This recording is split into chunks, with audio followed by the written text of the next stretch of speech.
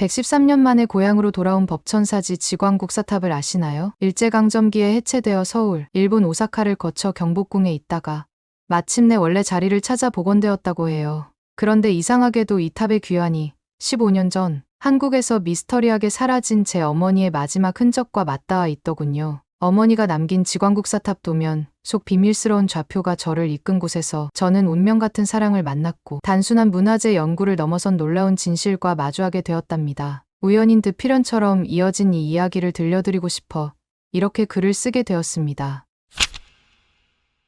안녕하세요.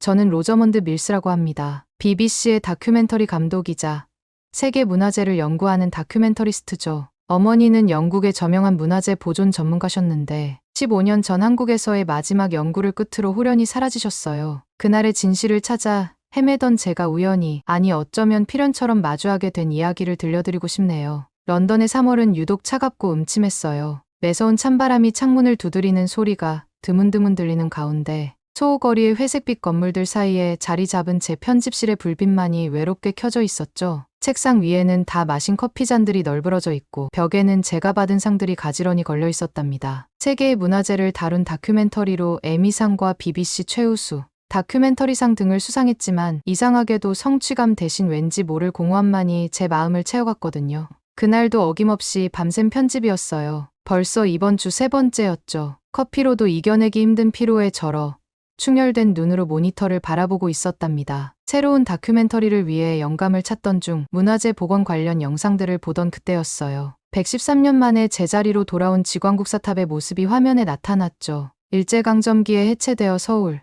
오사카, 경복궁을 거쳐 마침내 본래의 자리로 돌아온 지광국사탑. 내레이션이 흘러나오는 순간 왠지 모를 감정이 울컥 차올랐어요. 뿔뿔이 흩어졌던 돌들이 제자리를 찾아 다시 온전한 모습으로 복원되는 영상을 보고 있자니 문득 15년 전 그날이 떠올랐거든요. 어머니를 보고 싶은 마음에 목이 메어 더 이상 말을 잇지 못했어요. 그때 갑자기 모든 것이 빙글빙글 돌기 시작했고 머릿속이 하얗게 변하더니 의식이 흐려지면서 편집실 바닥으로 천천히 쓰러져 갔다고 하네요. 눈을 떴을 때는 하얀 병실이었어요. 병실 창 너머로 보이는 런던의 하늘은 어머니를 잃은 그날처럼 잔뜩 흐려 있었죠. 머리맡에는 동생 소피가 걱정 가득한 얼굴로 앉아 있었어요. 청록색 니트 스웨터를 단정하게 입은 모습이 어머니와 똑 닮았지만 다크서클이 짙게 내려앉은 눈가는 밤새 저를 간호하느라 한숨도 자지 못했음을 말해주고 있었답니다. 물잔을 건네며 정신이 좀 드냐고 묻는 소피에게 고개를 끄덕였더니 갑자기 울먹이며 말하더군요. 자기는 이제 어머니처럼 언니마저 잃고 싶지 않다고, 이렇게 자신을 몰아붙이지 말라고요. 소피의 떨리는 목소리에 저도 모르게 눈물이 흘렀어요.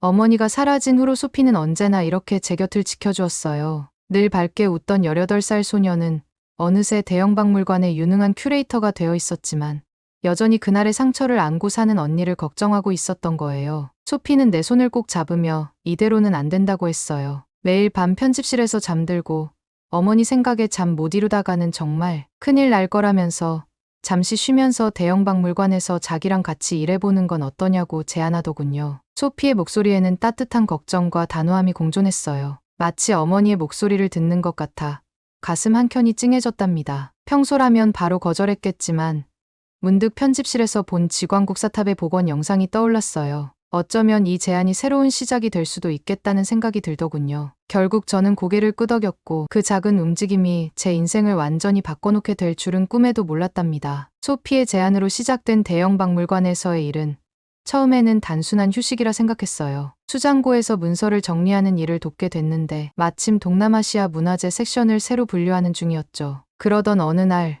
소피가 1950년대 영국 문화재 전문가들의 아시아 연구 기록들을 정리하다가 이상한 점을 발견했대요. 이 시기에 우리 어머니도 아시아 쪽 연구를 하고 계셨던 것 같다면서 제게 자료 검토를 부탁하더군요. 그렇게 시작된 자료 검토 중이었어요. 오래된 문서들을 하나하나 확인하다가 우연히 한국 문화재 관련 서류들 사이에서 낡은 가죽 표지의 노트 한 권이 제 시선을 사로잡았어요. 그리고 그 순간 가슴이 덜컥 내려앉았습니다. 노트 귀퉁이에 적힌 날짜와 이니셜 MM, 그리고 그 옆에 어머니가 늘 즐겨 쓰시던 파란색 만년필로 그려진 작은 별표. 어머니는 항상 중요한 문서 옆에 이 표식을 남기셨거든요. 떨리는 손으로 노트를 펼쳤어요. 첫 페이지에는 어머니가 늘 쓰시던 방식대로 정확한 날짜와 시간, 그리고 날씨까지 꼼꼼히 기록되어 있었죠. 심지어 페이지 모서리를 접는 방식까지. 이건 분명 어머니의 연구 노트가 맞았어요. 먼지 쌓인 페이지를 넘기자 지광국사탑의 정교한 도면이 나왔는데 특이하게도 IPR4이라는 코드와 1949년이라는 연도가 여러 번 등장했어요. 그리고 의아하게도 부산이라는 지명 옆에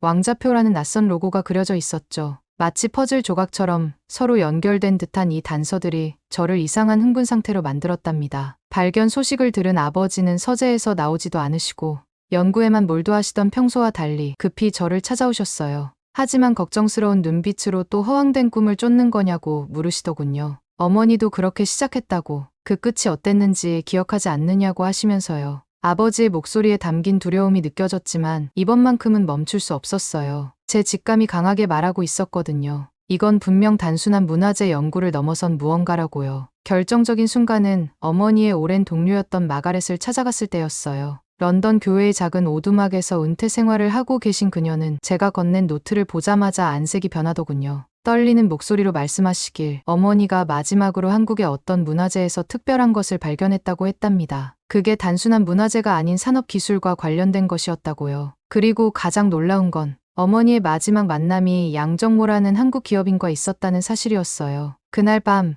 연구실에서 어머니의 노트를 꼼꼼히 살펴보았어요. 마지막 페이지에 적힌 날짜를 보는 순간 등골이 서늘해지더군요. 2009년 3월 29일, 그날은 양정모 회장이 서울대학교 병원에서 서거한 날이었거든요. 새벽까지 인터넷으로 관련 기사들을 찾아보면서 머릿속에서 퍼즐 조각들이 하나둘 맞춰지는 기분이었답니다. 다음 날 아침, 소피에게 한국행을 이야기했어요. 평소 같았으면 말리던 소피가 이번에는 달랐죠. 어머니의 마지막 연구가 단순한 문화재 기록이 아닐 수 있다면서 오히려 저를 응원해주더군요. 게다가 대형박물관의 한국 문화재 교류 프로그램이 곧 시작된다며 그 일정에 맞춰 한국행을 준비하는 게 어떻겠냐고 제안했어요. 런던이스로 공항에서 인천행 비행기를 기다리며 다시 한번 어머니의 마지막 메모를 읽어보았어요. 한국의 문화재는 단순한 예술이 아니다.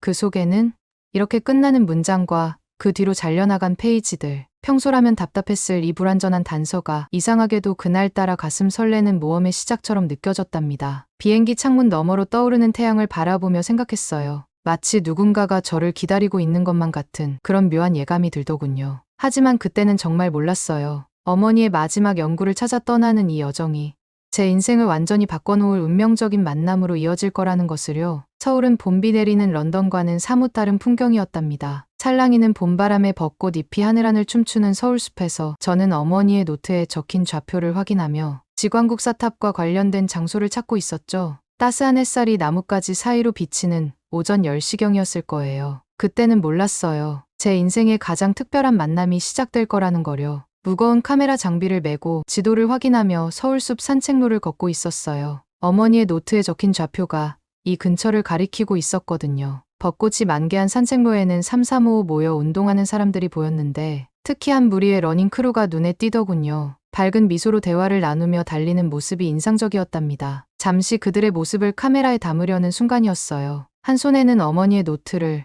다른 손으로는 뷰파인더를 들여다보며 각도를 맞추고 있었죠. 그런데 갑자기 뒤에서 들려오는 조심하세요 라는 외침과 함께 제 발이 산책로 턱에 걸리고 말았어요. 카메라를 지키려 몸을 비튼 그 순간 옆에서 달리던 누군가가 재빠르게 제 팔을 붙잡아 주었답니다. 균형을 되찾고 고개를 들어보니 아까 본 러닝 크루의 선두에 있던 남자였어요. 까만 프리미엄 러닝복 차림에 둥근 뿔테 안경을 쓴 모습이 체육인이라기보다는 어딘가 지적인 분위기가 느껴졌죠. 180cm는 되어 보이는 키에 운동으로 다져진 듯한 탄탄한 체격, 그리고 걱정스러운 눈빛으로 저를 바라보는 따뜻한 시선까지. 괜찮으세요? 발목은 다치지 않으셨나요? 그의 다정한 목소리에 괜찮다고 답하려는데 문득 제 손에 든 노트가 그의 시선을 사로잡더군요. 양정민이라고 자신을 소개한 그는 헤리티지 러너스의 리더라며 이 근처 문화유산을 돌며 달리는 모임을 이끌고 있다고 했어요. 제가 들고 있는 오래된 지도에 관심을 보이며 혹시 문화재 관련 촬영을 하는 거냐고 물어보더군요. 그렇게 시작된 대화는 자연스럽게 이어졌어요. 제가 영국에서 온 다큐멘터리 감독이라는 걸 알게 되자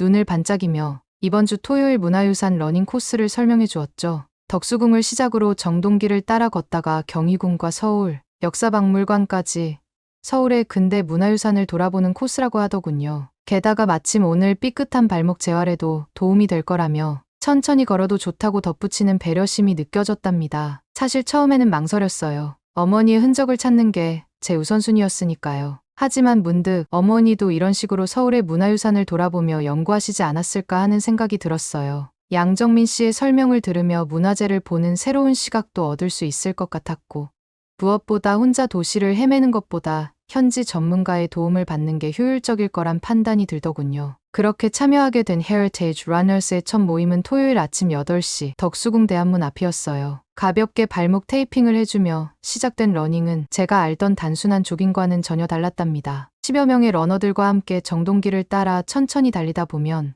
양정민 씨가 중간중간 멈춰 서서 건물마다 숨겨진 이야기를 들려주었거든요. 특히 서울 역사박물관에 도착했을 때 1900년대 초 서울의 지도를 보며 들려준 근대화 이야기는 제 다큐멘터리 감독으로서의 호기심을 자극했답니다. 그렇게 매주 새로운 코스가 이어졌어요. 북촌 한옥마을의 건축 양식부터 광화문 6조 거리의 역사까지 양정민 씨의 설명은 마치 살아있는 역사책 같았죠. 제 질문 하나하나에 진지하게 답해주는 모습에서 문화유산에 대한 특별한 애정이 느껴졌어요. 특히 잊을 수 없는 건 한강변 러닝 코스였죠. 갑자기 내린 봄비를 피해 여의도 한강공원 벤치 아래 앉아있던 그때 양정민 씨가 들려준 이야기가 아직도 생생해요. MIT에서 기계공학을 전공했다는 그가 왜 문화재에 이토록 관심이 많은지 처음으로 속내를 털어놓더군요. 문화유산 속에 담긴 우리 선조들의 과학적 해안과 기술력이 놀랍다면서 그의 눈빛이 평소와 다르게 빛나던 순간이 잊히지 않네요. 문화유산은 단순한 유물이 아니라는 양정민 씨의 말이 가슴에 와닿았어요. 당대 최고의 기술력이 담겨 있다면서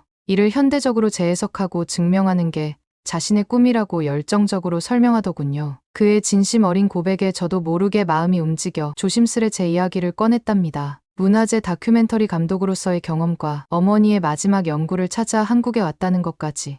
비가 그치고 무지개가 떴을 때쯤 우리는 서로의 이야기에 깊이 공감하고 있었어요. 양정민 씨는 문득 자신의 연구소를 보여주고 싶다며 저를 초대했어요. 제가 찾는 답에 실마리가 있을지도 모른다면서요. 잠시 망설이는 제 모습에 그는 따뜻하게 미소 지으며 그저 이야기를 들어주는 것만으로도 충분하다고, 재와 대화하다 보면 새로운 시각을 얻게 된다고 덧붙이더군요. 다음 날 강남의 한 오피스 빌딩에 위치한 정민 신발기술연구소를 찾았어요. 부산 본사의 서울지사라고 했지만 최첨단 장비들이 가득한 실험실을 보니 단순한 지사는 아닌 듯했죠. 양정민 씨는 열정적으로 자신의 연구를 설명했고 저는 그의 이야기에 푹 빠져들었답니다. 그런데 실험실 한쪽 벽면에 걸린 흑백 사진 한 장이 제 발걸음을 멈추게 했어요. 1970년대로 보이는 그 사진 속에는 한 중년 신사가 외국 바이어들과 이야기를 나누는 모습이 담겨 있었는데 순간 숨이 멎는 것 같았어요. 그건 바로 어머니의 노트에서 봤던 그 얼굴, 국제그룹 창업자 양정모 회장님이었으니까요. 그런데 더 놀라운 건 그 사진 속 외국 바이어들 중 한 명이 영국 문화재 전문가였던 제 어머니라는 사실이었죠. 젊은 시절의 어머니가 환하게 웃으며 양정모 회장님과 대화를 나누는 모습에 가슴이 철렁 내려앉았어요. 15년 전 갑작스레 사라진 어머니의 마지막 모습만을 기억하고 있던 저에게 이렇게 생기 넘치는 어머니의 모습을 마주하니 눈시울이 뜨거워지더군요. 손이 떨리기 시작했고 심장은 마구 뛰었어요. 수많은 질문들이 머릿속을 스쳐 지나갔죠. 왜 어머니는 이곳에 계셨던 걸까? 양정모 회장님과는 어떤 관계였던 걸까?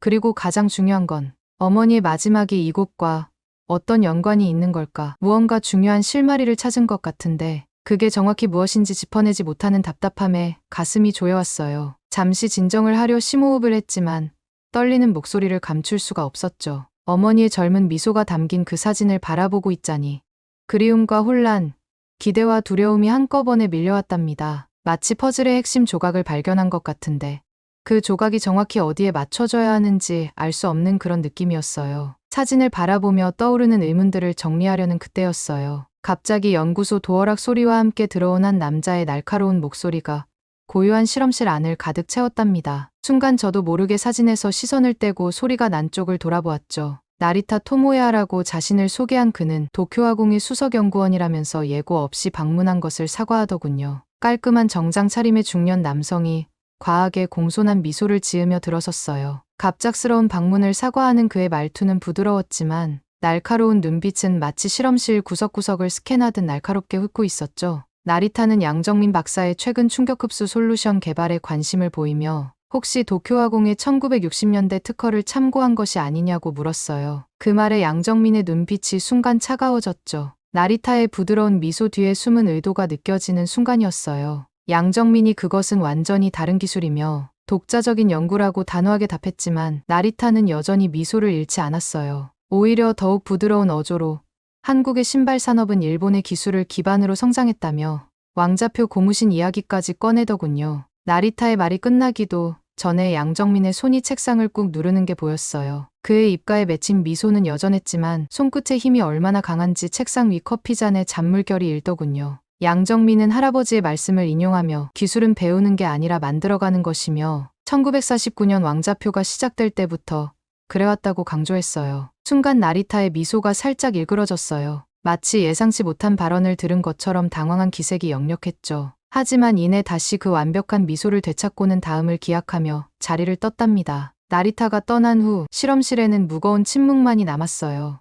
양정민은 창밖을 바라보며 깊은 생각에 잠겼고 저는 벽에 걸린 어머니의 사진과 방금 전 나리타의 등장을 연결지으려 애쓰고 있었답니다. 묘한 긴장감이 실험실 안에 가득했죠. 그날 저녁 양정민 씨는 저를 남산 둘레길로 이끌었어요. 봄바람이 살랑이는 어스름한 산책로를 걸으며 그는 처음으로 자신의 이야기를 들려주었죠. 국제그룹 창업자 양정무 회장이 그의 할아버지였다는 것, 1985년 전두환 정권에 의해 부당하게 그룹이 해체된 과정, 그리고 그 뒤에 숨겨진 진실을 찾고 있다는 것까지. 그의 떨리는 목소리에서 오랫동안 가슴 속에 묻어두었던 이야기를 꺼내는 것이 얼마나 힘들었는지가 느껴졌어요. 그런데 더 놀라운 건 그가 꺼낸 낡은 사진 한 장이었어요. 1970년대 국제그룹의 기술연구소에서 찍힌 사진 속에는 양정무 회장님과 함께 서 있는 제 어머니의 모습이 선명하게 담겨 있었거든요. 혹시 제 어머니의 마지막 연구가 국제그룹의 역사와 연결되어 있을지도 모른다는 생각에 가슴이 뛰더군요. 서울의 밤거리가 하나둘 불빛을 밝히기 시작할 무렵 양정민 씨는 조심스럽게 말을 꺼냈어요. 부산에 있는 할아버지의 옛 자료들을 확인해봐야 할 것 같다면서 제게 동행을 제안하더군요. 그의 목소리에서 느껴지는 따스한 배려와 설렘에 저도 모르게 미소 지으며 고개를 끄덕였답니다. 남산타워의 불빛이 반짝이는 서울의 밤하늘을 올려다보며 생각했어요. 어머니의 연구 노트 속 좌표가 절 이곳으로 이끈 건 결코 우연이 아니었나 봐요. 이제 저는 어머니의 마지막 연구와 양정무 회장님의 이야기가 만나는 더 깊은 이야기 속으로 들어가고 있었답니다. KTX가 서울역을 빠져나가는 순간 제 심장도 덩달아 빠르게 뛰기 시작했답니다. 창가에 앉은 양정민의 옆모습이 창밖으로 스쳐 지나가는 봄날의 풍경과 겹쳐 보이면서 왠지 모를 설렘이 가슴 한켠을 간지리더군요. 부산역에 도착하자마자 우리는 곧장 국제시장으로 향했는데 좁은 골목길마다 가득한 사람들의 활기와 정겨운 부산 사투리가 공기 중에 가득했답니다. 양정민은 골목 하나하나를 지날 때마다 이곳의 역사를 들려주었는데 특히 할아버지 세대가 이곳에서 어떻게 전쟁의 상처를 딛고 일어섰는지 설명해주는 그의 목소리에는 자부심이 가득했어요. 드디어 도착한 옛 국제고무공업사 터는 지금은 작은 역사박물관으로 바뀌어 있었는데 그곳에서 우연히 만난 박순희 할머니는 마치 우리를 기다리고 계셨던 것처럼 반갑게 맞아주셨답니다. 할머니는 주름진 손으로 오래된 앨범을 꺼내시더니 1970년대 공장에서 찍은 사진들을 하나하나 보여주시며 그 시절 이야기를 들려주셨어요. 그러다 갑자기 할머니의 손가락이 한 장의 사진 위에서 멈췄는데 거기에는 외국인 여성이 한 분 서 계셨어요. 마리아 씨하고 할머니가 떨리는 목소리로 말씀하시는 순간 저는 그만 그 자리에 얼어붙고 말았답니다. 사진 속 젊은 여성은 분명 제 어머니였거든요. 할머니는 눈시울을 붉히시며 어머니가 우리 기술을 지켜주셨다고 말씀하시는데 그 순간 제 심장이 마구 요동치는 걸 느낄 수 있었어요. 양정민이 놀란 눈빛으로 저를 바라보는 가운데 할머니는 천천히 그날의 기억을 더듬어 가셨어요. 1970년대 중반 일본 기업들이 국제그룹을 압박하던 시기에 제 어머니는 영국 문화재 전문가의 신분으로 한국을 방문하셨다고 해요. 할머니의 이야기를 들으며 제 심장은 마구 요동쳤는데 어머니의 존재가 이렇게 예상치 못한 곳에서 드러날 줄은 꿈에도 몰랐거든요. 할머니는 어머니가 한국 전통 신발의 제작 기법을 연구하시며 그 안에 담긴 독창적인 기술을 세계에 알리는데 큰 역할을 하셨다고 말씀하시더군요. 특히 고무가공 기술이 한국의 전통 신발 제작 방식에서 발전했다는 증거를 찾아내신 이야기를 들려주실 때는 자랑스러움과 안타까움이 뒤섞여 제 눈에서 자꾸만 눈물이 흘러내렸답니다. 15년 동안 풀리지 않던 어머니의 흔적이 이렇게 생생하게 남아있다는 사실에 가슴 한켠이 먹먹해지는 걸 느꼈어요. 할머니의 이야기를 들은 후 우리는 좀 더 자세한 얘기를 듣고 싶어 할머니를 근처 다방으로 모시고 갔어요. 오래된 커피 향기 속에서 할머니는 1970년대 공장에서 찍은 흑백 사진들을 하나씩 꺼내 보여주시며 한숨 깊이 들이쉬고는 말씀을 이어가셨답니다. 처음에는 영국에서 온 문화재 전문가가 왜 하필 고무신에 그토록 관심이 있었는지 이해가 안 되셨다고 해요. 하지만 어머니께서는 늘 고무신 한 켤레 속에 한국의 현대사가 고스란히 담겨 있다고 말씀하셨다고 합니다. 할머니가 조심스레 꺼내 보여주신 바랜 고무신 한 켤레의 옆면에는 희미하게 왕자표 로고가 새겨져 있었어요. 공장에서 만든 마지막 고무신이라고 하시며 어머니께서 보관하다가 돌아가시기 전 맡기신 거라는 말씀에 제 가슴이 먹먹해졌습니다. 할머니의 말씀에 따르면 한국 사람들에게 고무신은 단순한 신발이 아니었다고 해요. 전쟁의 상처를 딛고 일어선 희망이었고 아이들을 학교에 보내겠다는 부모의 염원이었다는 거죠. 그 말씀을 들으며 어머니가 왜 이토록 고무신에 매료되셨는지 이해가 되기 시작했어요. 할머니는 이어서 어머니의 수첩에 적혀있던 글을 들려주셨어요. 진정한 문화유산은 박물관 속 유물만이 아니며 사람들의 일상 속에서 그들의 손끝에서 이어져 내려온 기술과 정신이야말로 살아있는 문화유산이라고 쓰여 있었다고 해요. 어머니께서는 고무신 한 켤레마다 담긴 이야기를 기록하시며 한국인의 삶과 기술의 흔적을 발견하신 거였죠. 할머니는 어머니께서 모든 연구 자료를 문화재관리국에 제출하셨다고 말씀하셨어요. 그만큼 중요한 자료였기에 문화재관리국 직인이 찍힌 접수증도 꼭 받아두실 정도로 신중하셨다고 해요. 지금은 그 자료들이 국가기록원 부산집으로 이관됐을 거라는 말씀에 양정민의 눈이 반짝였답니다. 마침 양정민이 부산대에서 문화재 연구로 박사 논문을 쓸 때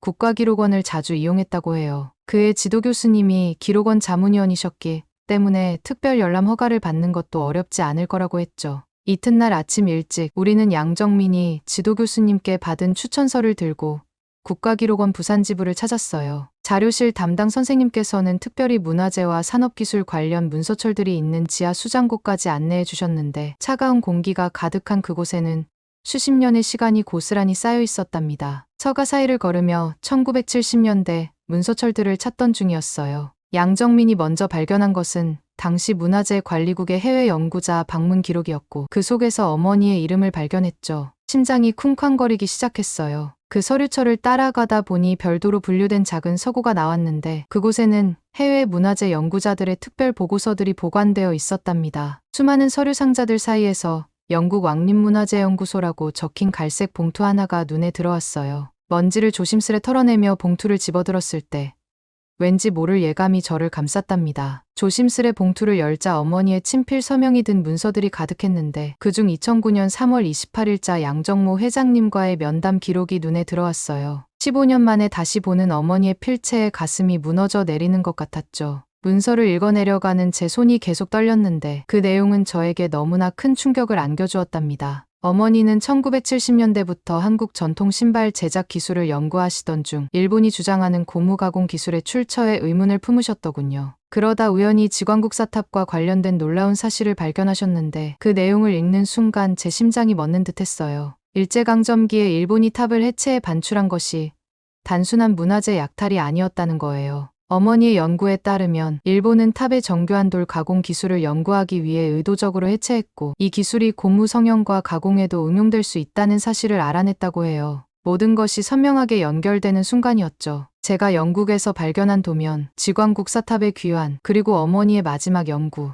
마치 퍼즐이 완성되는 것처럼 어머니께서 남기신 진실이 제 앞에 모습을 드러내고 있었답니다. 문서의 마지막 장을 넘기자 양정모 회장님과 어머니의 마지막 만남이 상세히 기록되어 있었어요. 2009년 3월 28일 서울대병원에서 어머니는 임종을 앞둔 회장님으로부터 오래된 가죽 서류 가방을 전달받으셨답니다. 그 안에는 충격적인 증거들이 담겨 있었어요. 조선시대부터 전해 내려온 신발 제작 기법, 특히 갱잠법이라는 특별한 가공 방식이 있었다고 해요. 가죽을 무두질하고 뒤틀림 없이 성형하는 이 기술이 고무를 안정적으로 가공하는 기술의 근간이 되었다는 거였죠. 양정모 회장님은 이 전통 기술을 바탕으로 독자적인 고무 제조법을 개발하셨는데 일본 기업들은 이를 자신들의 기술인 양 특허를 내고 있었던 겁니다. 특히 왕자표 고무신에 적용된 저온 성형 공법은 한국 전통 신발의 제작 방식에서 발전된 것이었어요. 추운 겨울에도 고무가 갈라지지 않게 하는 이 기술은 조선시대 신발장인들이 가죽을 다루던 방식에서 힌트를 얻은 거였답니다. 회장님은 이를 증명하는 1950년대의 연구 일지와 도면, 그리고 당시 일본 기업들이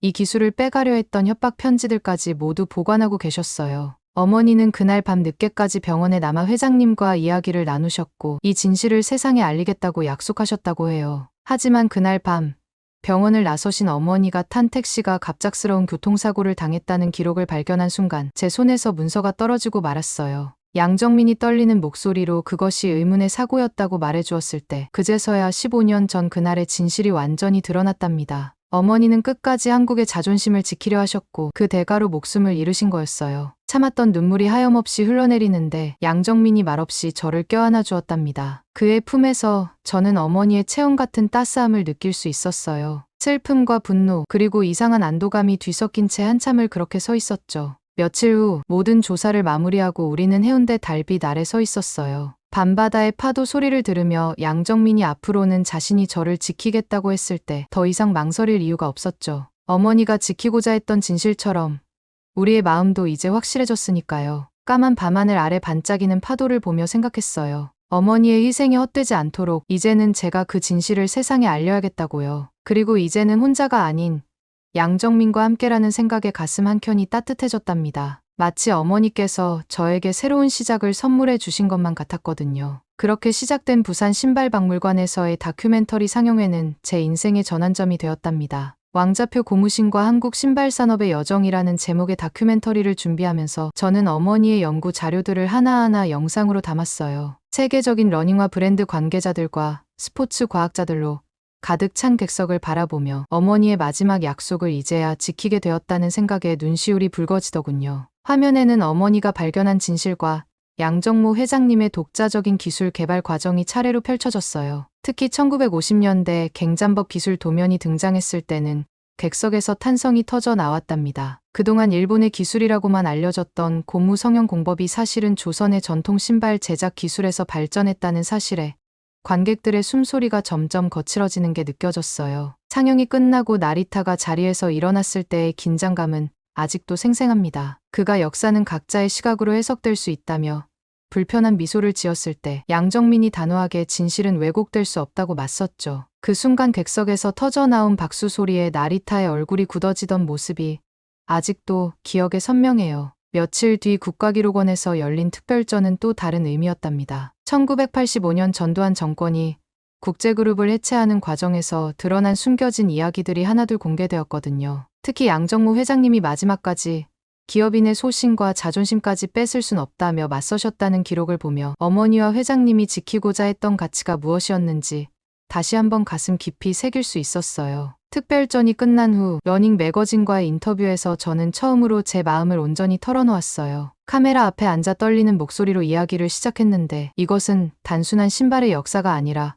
권력 앞에서도 굽히지 않은 한 기업인의 혼이자 우리가 달리는 이유라고 말씀드렸죠. 어머니와 양정모 회장님의 이야기를 전하는 동안 자꾸만 목이 메었지만 옆자리에서 양정민이 제 손을 살며시 잡아주어 끝까지 이야기를 마칠 수 있었답니다. 그리고 5월의 어느 새벽 우리는 특별한 의미를 담은 러닝을 시작했어요. 헤리티지 러너스가 기획한 왕자표의 길 트레일로 서울 도심 속 신발 산업의 흔적을 따라가는 10km 코스였답니다. 아직 어둠이 채 가시지 않은 서울숲에 100명의 러너들이 하나둘 모여들었는데 모두가 이 의미 있는 여정에 동참하고 싶어 찾아온 분들이었죠. 새벽 4시 희미한 가로등 불빛 아래 양정민이 러너들에게 오늘의 의미를 설명했어요. 을지로의 옛 신발상가, 충무로의 첫 왕자표 매장터, 그리고 국제그룹의 옛 사옥을 지나는 코스라고 했죠. 출발 전 모두가 작은 LED 등을 켜들고 서 있는 모습이 마치 별들이 모여있는 것 같았답니다. 우리는 천천히 도심을 달리며 각 장소에 담긴 이야기를 나누었어요. 을지로 구간에서는 1960년대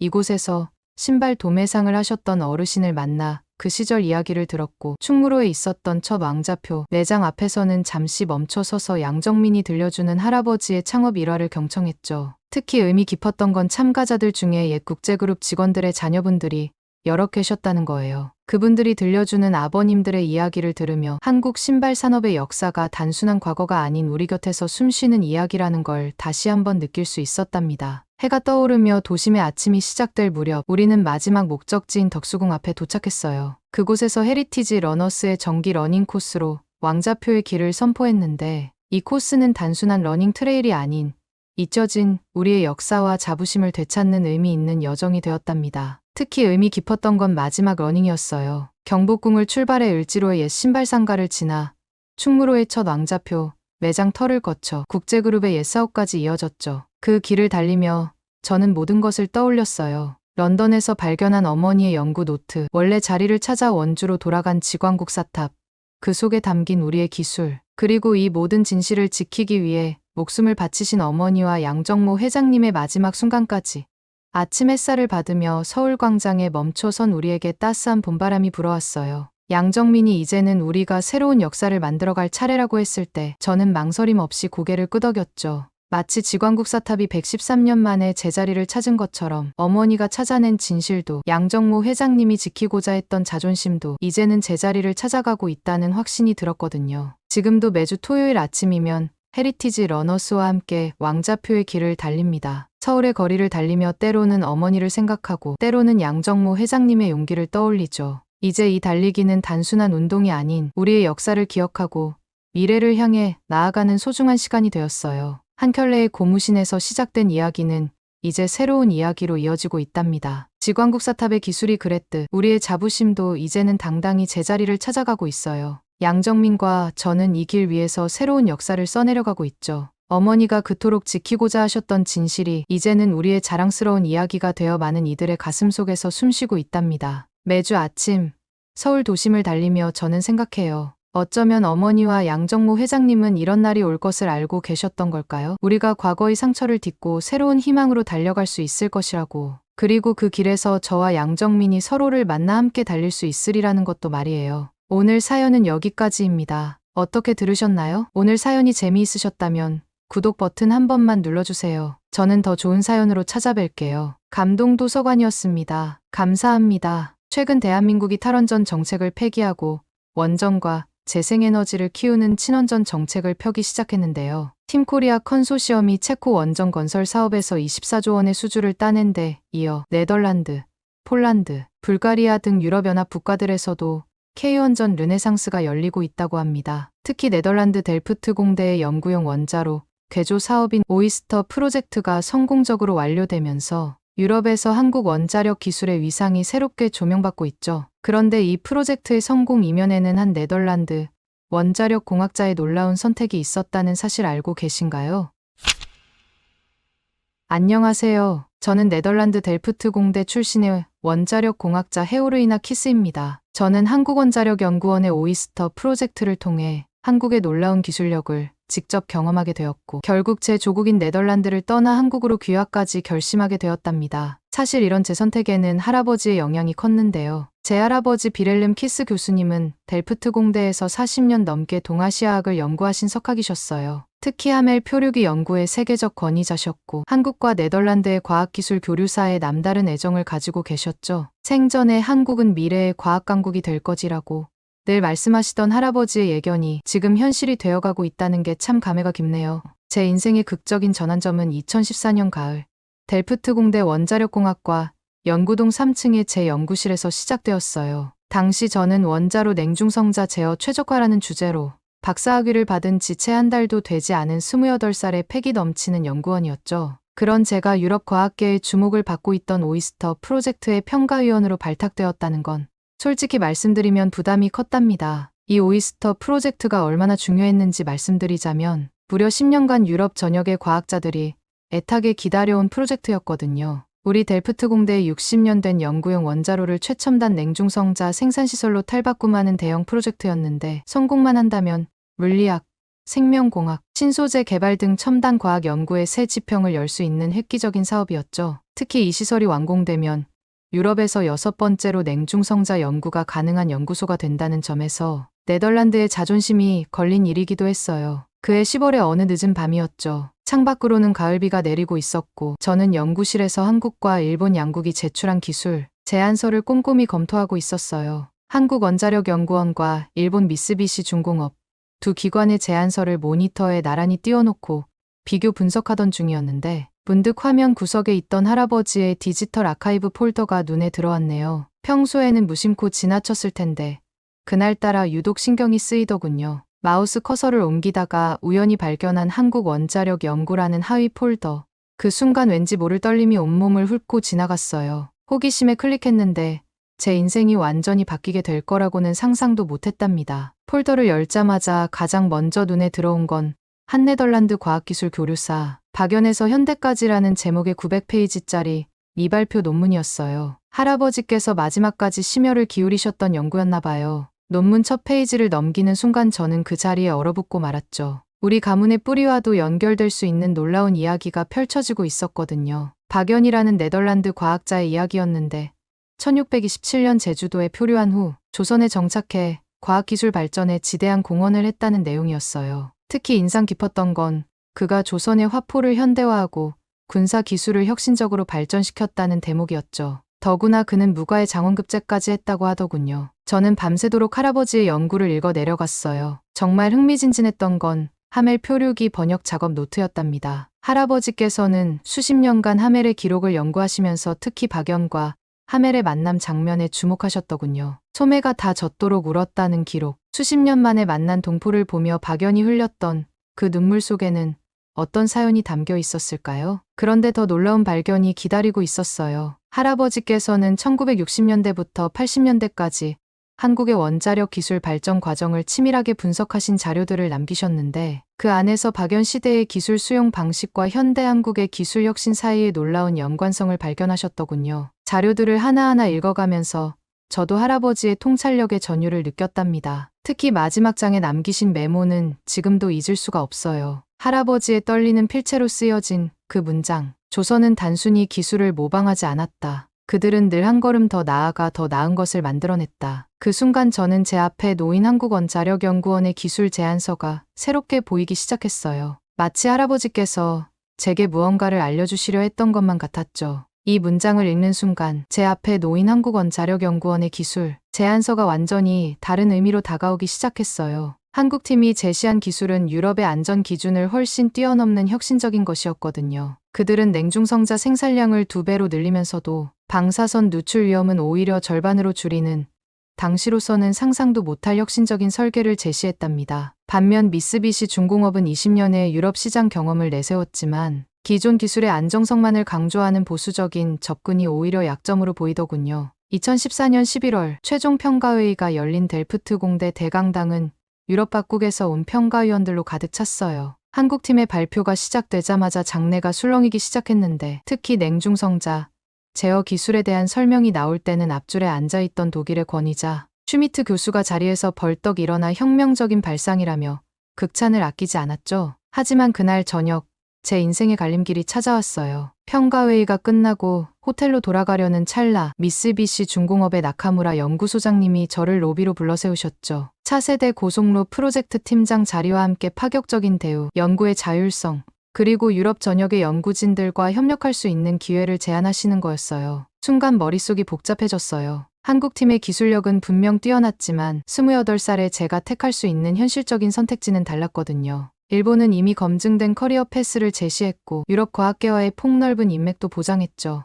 게다가 제가 박사과정에서 연구했던 분야와 정확히 일치하는 차세대 고속로 프로젝트라니 젊은 연구자에게는 너무나도 매력적인 제안이었어요. 결국 저는 미쓰비시의 제안을 받아들이기로 했습니다. 당시에는 이것이 제 커리어에 있어 가장 합리적인 선택이라고 생각했거든요. 하지만 이 선택이 제 인생에서 얼마나 큰 전환점이 될지 그때는 전혀 알지 못했답니다. 지금 돌이켜보면 할아버지께서 말년에 한국을 주목하라고 하셨던 말씀의 의미를 그때는 제대로 이해하지 못했던 것 같네요. 하지만 이것은 제 이야기의 시작에 불과했어요. 제가 일본에서 겪게 될 일들, 그리고 그 후 한국에서 만나게 될 운명적인 만남까지.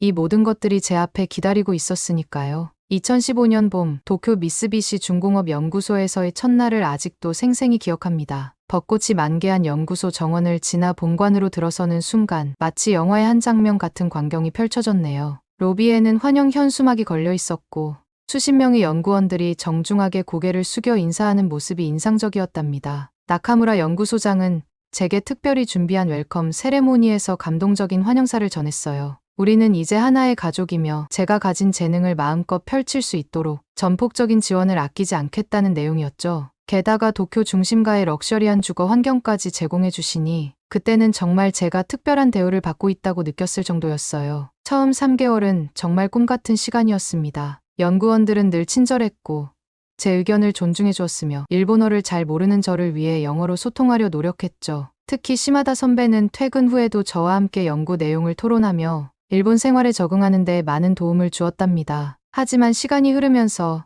뭔가 이상한 기운이 감지되기 시작했어요. 6개월쯤 지났을 때부터였을까요? 어느 날 우연히 복도에서 들은 일본어 대화에서 제 이름이 거론되는 걸 들었고 그들의 미묘한 웃음소리가 마음 한켠을 불편하게 했죠. 중요한 회의 초대가 하나둘 누락되기 시작했고 연구 자료에 대한 접근도 점차 제한되더군요. 심지어 시마다 선배조차 제게 건네는 말투가 조금씩 달라지는 것을 느꼈답니다. 처음엔 키스씨라고 부르던 것이 어느새 키스 연구원으로 바뀌었고 퇴근 후 함께하던 식사 자리도 자연스레 줄어들더군요. 하지만 당시 저는 이런 변화를 단순히 문화 차이나 제 과민한 반응으로 치부했어요. 제게는 이 프로젝트가 너무나 소중했거든요. 3년간의 박사 연구를 실제 기술로 구현할 수 있는 기회였으니까요. 그래서 더욱 연구에 매달렸답니다. 주말도 잊은 채 실험실에서 밤을 지새우며 냉중성자, 제어 효율을 높이는 새로운 알고리즘을 개발했어요. 특히 중성자 감속 과정에서 발생하는 에너지 손실을 최소화하는 제어 방식은 제 자부심이었죠. 국제학회에서 발표했을 때 받은 기립박수가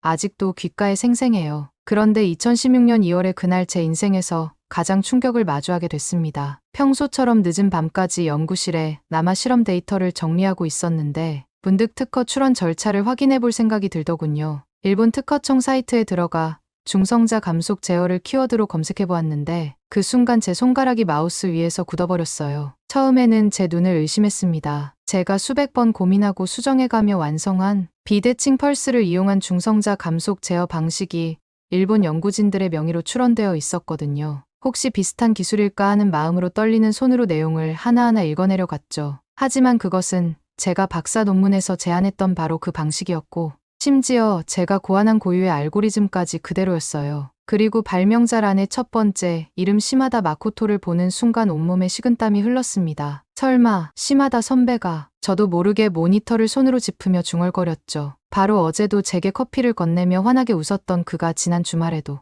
제 실험 결과를 함께 기뻐해 주었던 그가 도저히 믿을 수 없었어요. 부정하고 싶은 마음에 특허 명세서를 몇 번이고 다시 읽었지만 그럴수록 더욱 선명해지는 현실에 눈앞이 캄캄해졌답니다. 연구실의 차가운 불빛 아래 저는 한동안 꼼짝도 할 수 없었어요. 마치 제 인생의 1년이 모두 거짓말이었다는 걸 깨달은 것 같은 그런 참담한 기분이었죠. 다음 날 아침 저는 곧장 나카무라 소장실로 향했습니다. 평소답지 않게 예약도 없이 찾아갔지만 더 이상 일본식 예의 따위는 중요하지 않았죠. 소장실 문을 열자 나카무라 소장은 마치 제가 올 것을 알고 있었다는 듯 차분히 앉아있더군요. 떨리는 목소리로 이번 일에 대한 설명을 요구했어요. 하지만 그의 반응은 제가 상상했던 것과는 완전히 달랐답니다. 미안하다거나 해명하는 대신 그는 마치 날씨 얘기라도 하듯 덤덤하게 와세이 기술 보호 정책에 대해 설명하더군요. 미쓰비시의 모든 기술 개발은 일본의 이름으로 보호되어야 하며 외국인인 제가 이해하기 어려운 그들만의 문화일 수 있다는 말까지 덧붙였어요. 저는 그 말을 듣는 순간 참았던 분노가 폭발해버렸어요. 다른 사람의 지적 재산권을 훔치는 것을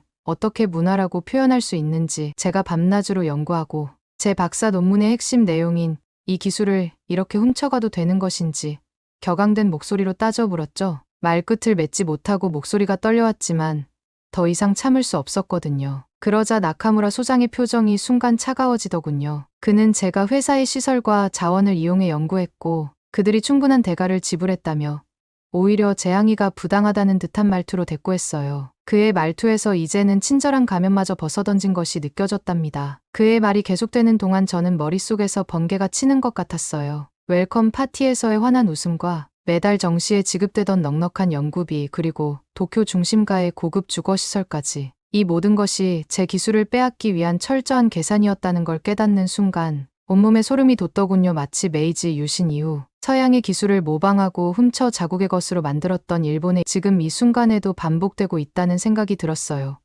겉으로는 친절하고 공손하지만 속으로는 철저하게 계산적인 그들의 이중성이 너무나 선명하게 보였답니다. 그제서야 과거 일본이 한국에 했던 수많은 기술 탈취와 산업 스파이 사례들이 머릿속을 스쳐 지나갔죠. 그러던 차에 연구실로 돌아와 컴퓨터를 켜자마자 제 이메일함에서 발견한 뉴스레터가 가슴을 더욱 아프게 했어요. 한국원자력연구원이 오이스터 프로젝트에서 냉중성자 제어 효율을 200% 이상 높이는데 성공했다는 내용이었거든요. 특히 그들이 개발한 기술은 제가 연구하던 방식과는 완전히 다른 혁신적인 접근법이었다고 하더군요. 화면을 내리다 보니 체코의 두코바니 원전 수주전에서도 한국이 최종 후보로 올랐다는 기사도 눈에 들어왔고요. 가슴이 답답해 연구소를 나왔어요. 이제 막 봄이 시작된 도쿄의 거리에는 벚꽃이 흩날리고 있었죠. 그동안 아름답다고만 생각했던 이 풍경이 왜인지 모르게 공허하게 느껴졌어요. 문득 할아버지께서 생전에 자주 하시던 말씀이 떠올랐습니다. 박연이 조선에서 찾은 것은 단순한 기회가 아닌 진정한 신뢰였다고요. 그제서야 이해가 되더군요. 왜 박연이 네덜란드로 돌아가지 않고 조선을 선택했는지. 기술은 단순한 지식의 전달이 아니라 서로 간의 신뢰와 존중이 있어야 진정한 발전이 가능하다는 걸 그는 이미 300년 전에 깨달았던 거죠. 벚꽃이 흩날리는 도쿄의 거리를 걸으며 저는 처음으로 제가 가야 할 길이 어디인지 분명히 보였답니다. 연구실로 돌아와 할아버지의 연구 자료를 다시 펼쳤어요. 박연은 기술을 인정하고 존중하는 곳을 선택했다는 문구가 이전과는 전혀 다르게 다가오더군요. 할아버지는 이미 오래전부터 알고 계셨던 거예요. 기술의 발전은 단순히 시설이나 자금의 문제가 아니라 서로에 대한 신뢰와 존중이 바탕이 되어야 한다는 것을. 그렇게 자료를 읽고 있을 때 한 통의 이메일이 도착했습니다. 한국원자력연구원에서 온 오이스터 프로젝트 2단계 참여 제안이었어요. 마치 운명처럼 느껴졌죠. 그들은 제가 개발한 기술의 진정한 가치를 알고 있었고 함께 새로운 미래를 만들어가자는 진정성 있는 제안을 해주었거든요. 지난 2년간 제가 미쓰비시에서 경험한 모든 것들이 주마등처럼 스쳐 지나갔어요. 호화로운 연구시설, 넉넉한 연구비, 그럴듯한 친절. 하지만 그 이면에는 제 기술을 훔치기 위한 철저한 계산만이 있었죠. 마치 달콤한 미소 뒤에 감춰진 칼날 같았달까요? 처음에는 망설였습니다. 또다시 낯선 나라에서 새로운 도전을 시작한다는 게 두렵기도 했으니까요. 하지만 한국원자력연구원이 보내온 기술 제안서를 검토하면서 확신이 들었어요. 그들이 제시한 기술적 비전은 제가 꿈꾸던 것과 정확히 일치했고 무엇보다 진정성이 느껴졌거든요. 이스라린 경험이 오히려 저에겐 값진 선물이 되었네요. 겉으로 보이는 화려한 포장 뒤에 숨겨진 진실을 보는 눈을 갖게 됐고 진정한 기술 협력이란 무엇인지 또 서로에 대한 존중이란 어떤 것인지 깊이 생각하게 됐거든요. 그렇게 2018년 초 저는 대전행 비행기에 몸을 실었습니다. 도쿄의 벚꽃을 뒤로하고 낯선 도시로 향하는 길, 묘하게도 마음이 편안했어요. 마치 300년 전 박연이 조선으로 향했을 때처럼 저도 이제 제가 가야 할 곳을 찾은 것 같은 기분이었답니다. 2018년 초 대전 한국원자력연구원의 첫 출근길이 아직도 생생합니다. 늦겨울의 차가운 공기를 가르며 본관으로 향하는 길에서 묘한 설렘이 느껴졌어요. 일본에서의 쓰라린 경험이 아직 채 아물지도 않았는데 이상하게도 마음이 편안해지더군요. 연구원 로비에서 저를 맞이한 첫 인상이 특별했답니다. 일본에서처럼 정자세로 늘어선 직원들도 형식적인 박수도 없었어요. 대신 연구원들이 삼삼오오 모여 커피를 마시며 자연스럽게 다가와 인사를 건네더군요. 게다가 놀라웠던 건 오이스터 프로젝트 2단계에 대한 이야기를 나누면서도 격식이나 서열에 얽매이지 않고 자유롭게 의견을 주고받는 모습이었어요. 심지어 신입 연구원이 팀장급 연구원의 의견에 그건 이렇게 하면 더 좋지 않을까요? 하고 스스럼 없이 제안하는 모습을 보며 일본에서의 경직된 분위기가 무색해지더군요. 그날 점심시간, 지금도 잊을 수 없는 운명 같은 순간이 찾아왔어요. 복잡한 식당에서 어색하게 자리를 찾고 있을 때였죠. 문득 누군가 제 어깨를 살짝 두드리며 다가왔는데 그 순간 느껴진 특유의 온기가 아직도 생생해요. 깊은 눈빛과 따뜻한 미소를 가진 남자였는데 오이스터 프로젝트 책임자 강효성이라고 자신을 소개하더군요. 처음엔 그가 프로젝트 책임자라는 말에 긴장했었죠. 하지만 그의 말투에는 일본 상사들에게서 느꼈던 권위의식이나 거리감이 전혀 없었어요. 35의 젊은 나이에 이미 네이처지에 논문을 실은 세계적인 원자력 전문가였음에도 마치 오랜 친구처럼 편안하게 대화를 이끌어가는 모습에 저도 모르게 마음이 열리더군요. 특히 제 연구에 대해 진지하게 묻고 깊이 있게 토론하는 모습에서 기술을 대하는 한국 연구진들의 진정성을 느낄 수 있었답니다. 우리의 관계가 특별해진 건 어느 늦은 밤 연구실에서였어요. 그날도 평소처럼 늦게까지 실험 데이터를 검토하고 있었는데 효성이 내 연구실 문을 조심스레 두드렸죠. 손에는 따뜻한 커피 2잔과 함께 낡은 논문 한 편을 들고 있었어요. 효성이 내민 논문이 혹시 제 할아버지의 것인지 조심스레 물었을 때 저는 놀라움을 감출 수 없었어요. 제 할아버지의 한네덜란드 과학기술 교류사 연구였거든요. 더구나 그 논문 여백에는 효성이 꼼꼼하게 메모해둔 필기가 가득했어요. 그가 오래전부터 이 연구를 깊이 있게 살펴봤다는 게 한눈에 보였죠. 효성은 할아버지의 연구를 읽으면서 늘 궁금했다고 했어요. 왜 그분이 그토록 한국의 기술력을 주목하셨는지를. 그의 목소리에는 진심 어린 존경이 묻어났고 눈빛에서는 단순한 호기심이 아닌 진정한 학문적 열정이 느껴졌죠. 마치 오래된 퍼즐의 마지막 조각을 찾은 것처럼 제 마음이 따뜻해지는 순간이었답니다. 밤이 깊어갈수록 우리의 대화는 더욱 깊어졌어요. 형광등 아래에서 커피를 마시며 할아버지의 연구에서 시작해 한국의 과학기술 발전사, 그리고 현재 우리가 연구하는 기술의 의미까지 시간 가는 줄 모르고 이야기를 나눴죠. 효성은 제 중성자 제어 이론을 처음 봤을 때부터 놀랐다고 했어요. 기존의 방식을 완전히 뒤집는 혁신적인 접근이라 생각했다면서 이렇게 직접 만나 이야기를 나누니 더욱 놀랍다고 그의 진심 어린 칭찬에 순간 가슴이 먹먹해졌어요. 일본에서 있었던 일을 말하려다 목이 메어 말을 잇지 못하는 저를 보며 효성이 조용히 제 손을 잡았어요. 그의 손길에서 전해지는 따뜻함이 마치 오랜 시간 제 마음속에 얼어붙어 있던 무언가를 녹이는 것만 같았답니다. 그때 처음으로 한국에선 제가 진정한 나로 존재할 수 있을 거란 걸 깨달았어요. 그날의 깊은 대화 이후 효성은 자신의 이야기를 들려주기 시작했어요. 고베대학에서 연구원으로 일하며 겪었던 경험들이었죠. 처음엔 그들의 지나칠 정도로 세심한 배려와 친절에 감동했다고 해요. 하지만 어느 날 우연히 보게 된 회의록에서 자신의 연구 성과가 일본 연구진의 이름으로 특허 출원될 예정이라는 것을 알게 되었다더군요. 그때 불현듯 깨달았다고 해요. 이런 일들이 단순한 우연이 아니라 오랫동안 이어져 온 그들만의 관행이었다는 거요. 한 달쯤 지나 봄비가 내리던 날이었어요. 효성이 저를 대전 근교의 조선시대 화포 전시관으로 초대했죠. 전시관 안에서 홍위포를 보며 들려준 박연의 이야기는 깊은 울림으로 다가왔어요. 병자호란 당시 박연이 자신의 부하들과 함께 전선에 나갔는데 안타깝게도 부하들은 전사했지만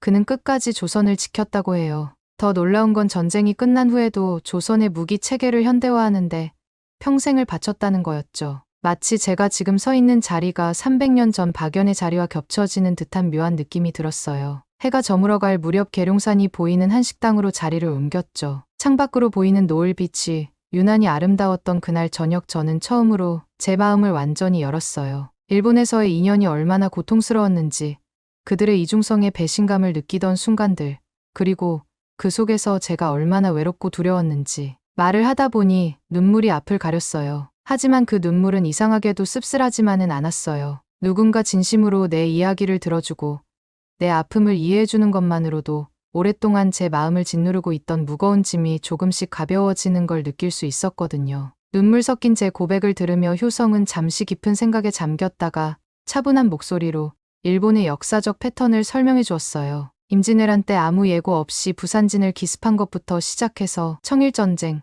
러일전쟁, 만주사변, 중일전쟁, 태평양전쟁까지. 놀랍게도 일본은 단 한 번도 정정당당하게 선전포고를 하지 않고 전쟁을 시작했다고 해요. 제가 겪은 일도 결국 일본의 오랜 기만의 역사와 다르지 않다는 거였죠. 그동안 제가 겪은 일이 혼자만의 상처라고 생각했다고 말하자 효성은 따뜻한 미소를 지으며 제 어깨를 토닥여 주었어요. 효성은 한국이 5000년 역사 동안 단 한 번도 다른 나라를 먼저 침략한 적이 없는 나라라고 설명해 주었어요. 수많은 외세의 침략이 있었지만 한국은 언제나 당당하게 맞서 싸워 이겨냈다고 해요. 몽골의 침략을 막아낸 처인성 전투, 왜구의 침략을 물리친 이순신 장군, 임진왜란 때 의병들의 항전까지 한국은 결코 굴하지 않고 침략자들을 무찔러왔다는 거죠. 그러면서도 한국은 결코 다른 나라의 것을 훔치거나 빼앗지 않았다고 해요. 대신 정직하게 배우고 그것을 뛰어넘어 더 나은 것을 만들어내는 법을 터득했다고 했죠. 이렇게 말하는 효성의 눈빛에서 한국인으로서의 자부심과 함께 깊은 진정성이 느껴졌어요. 침략과 약탈이 아닌 정정당당한 기술 발전을 추구해온 한국의 역사가 제게는 큰 위로가 되었답니다. 과거 수많은 침략을 당당히 물리치고 이제는 세계가 인정하는 기술 강국이 된 한국의 저력이 놀랍게 다가왔어요. 마치 제 앞에 놓인 미래를 보는 것 같았답니다. 그날 이후 우리의 연구는 놀라운 속도로 진전되었어요. 한국원자력연구원에서의 밤늦은 실험에도 지치지 않았고 서로의 아이디어를 나누며 새로운 돌파구를 찾아가는 과정이 즐거웠죠. 심지어 코로나19가 전 세계를 강타했을 때도 우리의 열정은 식지 않았어요. 온라인으로 이어진 연구는 오히려 더 집중적이었고 매일 아침 서로의 건강을 확인하고 마스크와 영양제를 주고받으며 우리의 관계는 더욱 깊어져 갔답니다. 그렇게 6년이라는 시간이 흘러 2024년 7월 마침내 오이스터 프로젝트가 성공적으로 완료되었어요. 한국의 기술력이 유럽에서도 인정받는 순간이었죠. 성공 축하 파티가 열린 날 효성은 제게 특별한 봉투를 건넸어요. 귀화 신청 서류였어요. 그가 한국에서 함께 미래를 만들어가자고 제안했을 때 저는 망설임 없이 고개를 끄덕일 수 있었답니다. 마치 300년 전 박연이 그랬듯이 저도 제 기술과 재능을 진정으로 인정해주고 존중해주는 한국에서 새로운 삶을 시작하기로 한 거예요. 대전 연구소 옥상에서 바라본 그날의 노을이 유난히 아름다웠던 기억이 아직도 선명하네요. 귀화를 결심하게 된 건 그날 밤 효성과 나눈 특별한 대화 때문이었어요. 오랜만에 단둘이 마시는 커피. 저는 문득 할아버지 생각이 났답니다. 할아버지께서 평생 연구하신 박연의 이야기가 이제야 제 가슴에 와닿더군요. 타국에서 온 한 젊은 과학자가 조선의 기술 혁신을 이끌고 전쟁의 위기에서 나라를 지켰다는 이야기, 마치 제 이야기를 듣는 것만 같았어요. 효성이 들려주는 한국 원자력 기술의 역사는 마치 제 가슴속 깊이 숨겨둔 꿈을 누군가 읽어주는 것 같았어요. 실제로 한국은 원전 기술을 배운 지 불과 40년 만에 세계 최고의 기술력을 보유하게 됐다는 사실이 놀라웠죠. 일본에서는 늘 선진국과의 기술 격차를 말하며 외국인인 제 기술을 무시했었는데 한국은 그런 편견 없이 제 연구의 가치를 인정해 주었으니까요. 1950년대 전쟁의 폐허 속에서도 꿈을 잃지 않고 연구를 시작했던 과학자들, 독자적인 기술을 개발하기 위해 밤낮 없이 노력했던 수많은 사람들, 그들의 이야기 속에서 저는 제가 그토록 찾아 헤매던 진정한 연구자의 모습을 발견할 수 있었답니다. 미국에서 배운 기술을 바탕으로 독자적인 한국형 원전을 개발하고 체코 두코반이 원전을 수주하기까지 한국의 성장 과정을 들으며 제 눈시울이 뜨거워진 건 그 속에서 제가 꿈꾸는 미래가 보였기 때문이에요. 특히 인상 깊었던 건 일본이 후쿠시마 사고 이후 원전 기술 발전을 포기한 것과 달리 한국은 오히려 그 사고를 철저히 연구해 더 안전한 원전 기술을 개발해냈다는 거예요. 위기를 도약의 기회로 만드는 한국의 저력이 느껴지는 순간이었죠. 그의 진심 어린 눈빛을 바라보며 문득 지난 시간들이 떠올랐어요. 연구실에서 밤늦게까지 실험하다 지친 저에게 따뜻한 커피를 건네던 순간들, 주말이면 한옥마을을 거닐며 나누었던 이야기들, 코로나19로 힘들 때 매일 아침 건강을 걱정하며 보내주던 문자까지. 효성은 제게 단순한 동료 이상이었죠. 연구자로서의 꿈을 이해하고 제 기술을 인정하며 더 나은 미래를 함께 그리는 동반자였답니다. 특히 잊을 수 없는 건 제가 일본에서의 상처를 털어놓았을 때 효성이 보여준 반응이에요. 그는 제 이야기를 끝까지 경청해 주었고 진심 어린 위로와 함께 새로운 희망을 보여주었죠. 그때 처음으로 느꼈어요. 이 사람과라면 평생을 함께해도 좋겠다고. 연구자로서의 꿈도 한 사람으로서의 행복도 모두 이룰 수 있겠다고요. 그날 저녁 효성이 제 손을 따뜻하게 잡으며 한 말이 지금도 가슴에 울립니다. 우리는 기술을 빌리되 훔치지 않았고 배운 것을 뛰어넘어 더 나은 것을 만들어냈어요. 이제는 우리가 세계 원자력 기술의 새로운 역사를 써내려갈 차례예요. 키스 씨와 함께 그 순간 깨달았어요. 제 꿈을 펼치고 기술을 발전시킬 수 있는 곳, 제가 진정한 연구자로 인정받을 수 있는 나라가 바로 한국이라는 거요. 일본에서 느꼈던 유리천장도 외국인이라는 한계도 여기서는 느낄 수 없었죠. 오히려 제 기술과 열정을 인정해주고 더 큰 꿈을 꾸도록 격려해주는 동료들이 있었고 무엇보다 제 인생의 동반자가 되어줄 소중한 사람이 있었으니까요. 300년 전 박연이 조선을 선택했듯이 저도 한국을 저희 새로운 조국으로 선택하기로 했답니다. 그것은 단순히 사랑하는 사람을 따르는 선택이 아니었어요. 제가 꿈꾸는 모든 것을 이룰 수 있는 곳, 진정한 나로 살아갈 수 있는 나라를 선택한 거였죠. 2024년 11월의 쌀쌀한 아침, 법무부 귀화 면접 대기실에서 저는 자꾸만 떨리는 손을 무릎에 올려놓았어요. 아침 8시 30분, 이제 곧 면접이 시작될 텐데. 분홍빛 하늘이 보이는 창가에 앉아 한숨을 내쉬는 저를 보며 효성이 따뜻한 미소를 지었죠. 그는 제 차가운 손을 포근히 감싸 쥐더니 괜찮아요. 우리가 여기까지 오는 동안 얼마나 많은 것들을 함께 이뤄냈는데 라고 속삭였어요. 그의 말에 용기를 얻어 할아버지의 박연 연구 자료를 다시 한번 펼쳐보았답니다. 대기실에는 저 말고도 5명의 귀화 신청자들이 있었어요. 그중 제 옆자리의 베트남 여성이 특히 인상적이었죠. 8년 전 한국의 시골에서 남편을 만나 결혼했다는 그녀는 처음엔 말도 통하지 않고 너무 힘들었다고 해요. 하지만 시어머니께서 친딸처럼 한글을 가르쳐 주시고 이웃들은 텃밭 농사부터 김장까지 하나하나 알려주셨대요. 떨리는 목소리로 자신의 이야기를 들려주던 그녀가 문득 환하게 웃으며 말하더군요. 한국은 우리의 꿈을 이뤄주는 나라예요. 이제는 마을 주민들과 함께 작은 농산물 가게도 운영하고 있답니다. 한국 사람들의 따뜻한 정이 아니었다면 불가능했을 거예요. 그 말을 듣는 순간 제 마음속 깊은 곳에서 무언가가 울리는 듯했어요. 서로 다른 환경에서 왔지만 우리 모두 한국이라는 나라에서 새로운 꿈과 희망을 발견한 거죠. 마치 300년 전 박연이 처음 조선의 땅을 밟았을 때 느꼈을 그 떨림이 저에게도 전해지는 것 같았달까요? 9시 정각, 드디어 제 이름이 불렸어요. 귀가에 울리는 심장 소리를 들으며 면접실 문을 열었죠. 차분한 분위기의 회의실에서 세 분의 면접관이 저를 바라보고 계셨어요. 창문으로 들어오는 따스한 아침 햇살이 세 분의 어깨 너머로 부드럽게 퍼지고 있었지만 그 순간만큼은 그 따스함도 느껴지지 않을 만큼 긴장되더군요. 면접관들 앞에 앉자마자 제 가슴 속에서 뜨거운 무언가가 올라왔어요. 지난 10년간 꿈꿔온 순간, 이제 진짜 한국인이 될 수 있을지 결정되는 시간. 떨리는 목소리로 이야기를 시작했지만 오이스터 프로젝트와 한국 원자력 기술에 대해 말하다 보니 어느새 제 목소리에는 힘이 들어가 있었답니다. 한국을 선택한 이유를 묻는 첫 질문에 저는 잠시 숨을 고르며 대답을 시작했습니다. 떨리는 마음을 진정시키며 제게 한국은 단순한 기회의 땅이 아니라고 말씀드렸어요. 40년이라는 짧은 시간 동안 원자력 기술 강국으로 성장한 한국의 저력, 그 놀라운 여정에 함께하고 싶다고 설명했죠. 특히 후쿠시마 사고 이후 더 안전한 원전 기술을 개발하며 세계를 선도하는 모습에서 한국의 진정한 기술력을 보았다고 덧붙였답니다. 잠시 숨을 고르고 오이스터 프로젝트에 대한 설명을 이어갔어요. 제가 참여했던 이 프로젝트는 냉중성자 생산량을 2배로 늘리면서도 방사선 누출 위험은 절반으로 줄이는 혁신적인 기술이었다고, 이런 도전적인 과제를 한국원자력연구원과 함께 성공적으로 완수하면서 한국이 세계 원자력 기술을 선도할 수 있다는 확신을 갖게 되었다고 설명했어요. 그리고 최근의 성과도 자연스럽게 덧붙였답니다. 체코 두코바니 원전 수주 과정에서 저희가 개발한 안전성 평가 모델이 결정적인 역할을 했다는 점이 자랑스럽다고 말씀드렸고, 이제 한국의 원자력 기술이 유럽 시장에서도 인정받고 있다고 이야기를 이어가고 있었어요. 말을 잇던 그때 오른쪽 면접관님이 제 이력서를 들여다보시다가 갑자기 동작을 멈추셨어요. 천천히 고개를 드시더니 마치 무언가 놀라운 것을 발견한 듯한 표정으로 저를 주시하시더군요. 형광등 불빛 아래 그분의 눈빛이 반짝이는 게 보였답니다. 잠시 질문을 해도 되겠냐고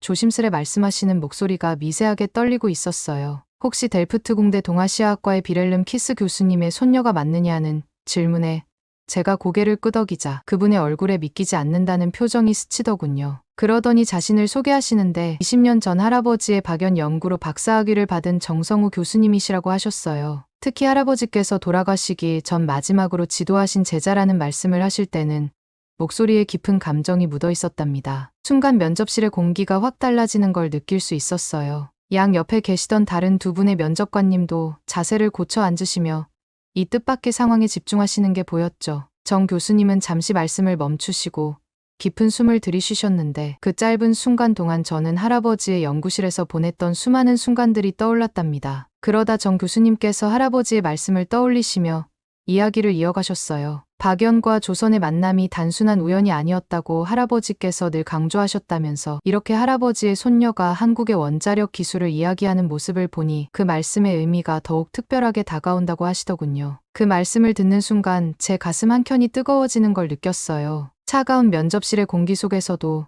왠지 모를 따스함이 전해지더군요. 평생을 바쳐 박연의 발자취를 연구하신 할아버지의 열정이 이렇게 특별한 순간에 예상치 못한 방식으로 제게 돌아올 줄은 정말 몰랐으니까요. 할아버지께서 늘 이야기하시던 인연이란 게 이런 것이었나 봅니다. 그 순간만큼은 마치 할아버지께서 제 곁에 계시면서 제가 선택한 이 길을 조용히 응원해 주시는 것만 같았답니다. 그때 맞은편에 앉으신 여성 면접관께서 부드러운 목소리로 말씀을 이어가셨어요. 검은 정장 차림의 그분이 따뜻한 미소를 지으시며 한국원자력연구원의 강효성 박사와의 인연에 대해 여쭤보시더군요. 그 순간 제 심장이 두근거리기 시작했답니다. 문득 떠오르는 효성과의 추억에 제 얼굴이 붉어지는 걸 느끼며 천천히 말씀을 시작했어요. 효성은 제게 단순한 동료 이상의 존재라고 일본에서의 쓰라린 경험으로 상처받은 제 마음을 따뜻하게 위로해 주었다고 말씀드렸죠. 그분은 제 연구와 기술을 진심으로 인정해 주었을 뿐만 아니라 지금은 제 인생의 가장 소중한 동반자가 되어 주었다고 이야기했어요. 특히 함께 한국형 원전의 세계화하는 꿈을 키워가고 있다는 말을 할 때는